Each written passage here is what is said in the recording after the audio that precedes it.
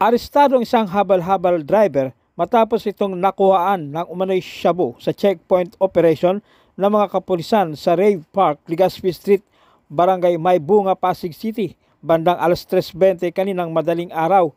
Kinilala ni Police Captain Jason Lubendino, Station Commander ng Substation 7, ang nahuling suspect na si alias Win, 22 anyos, habal driver at residente ng Barangay Pinza, Teresa, Rizal. Si alias Win ay bagong high-value individual ng pulisya.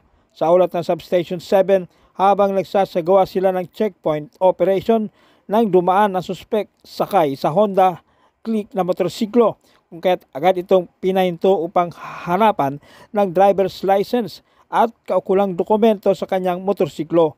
Nang pinuksan umano ang compartment ng motorsiklo nito, nakuha nito ng 3 piraso ng not-tie transparent plastic sachet ng pinaghinalang shabu na may timbang na 250 grams at nagkakalaga ng 1,705,440 pesos, dahilan upang arestuhin ito ng mga otoridad at dalhin sa Pasig City Police Station.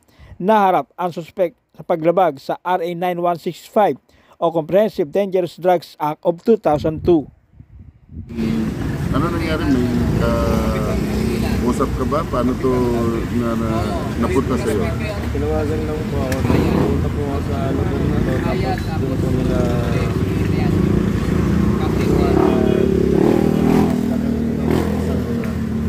So ano yun? Parang runner ka lang?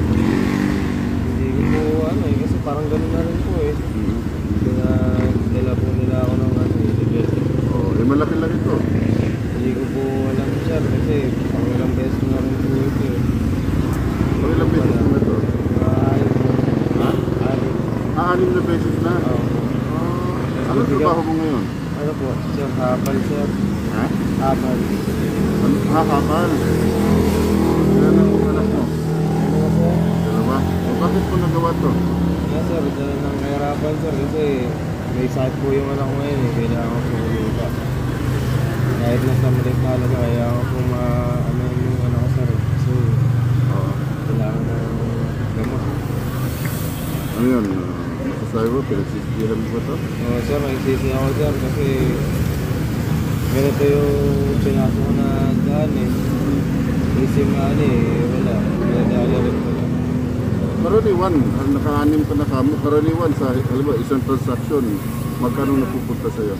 Ayun po, yung malaki na po, yung 1,000 sir. Ha? 1,000. Taga-deliver ka lang talaga? Oo po sir. Isipin mo, 1.7 million, tapos magkano sa'yo dyan? Hindi ko sir kasi 1,000 lang po talaga binibigay sa akin sir. Alright. Okay, may masasabi ka ba sa mga nasasangkot? Yung mga nakakaalam ng ganitong gawain. Tumigil na agad maaga pa para pinadali na. Mahirap. Salamat ha? Okay. Salamat. Gawan, itong nangyari dito? Ito po, may mga ang ating kapulisan sa droga po. Sa po, 250 grams. May street value daw po na 1.7 million. Ito po ay dumaan lang dito sa checkpoint. Na-checkpoint lang po na ating kapulisan. Taga saan itong inyong nahuli? Ayon sa kanila, taga Teresa pa daw po. Rizal po. Teresa, Rizal. Ano po ang masasabi niyong kapuri-puri sa mga ginagawa ng ating kapulisan? Ayan po, katulad po nito, yung mga kapulisan natin nakakakuha po ng mga hindi inaasahan, di ba? Sana po yung mga umiwas tayo sa sa ganitong gawain, pagtitigil ng droga. Lamang po.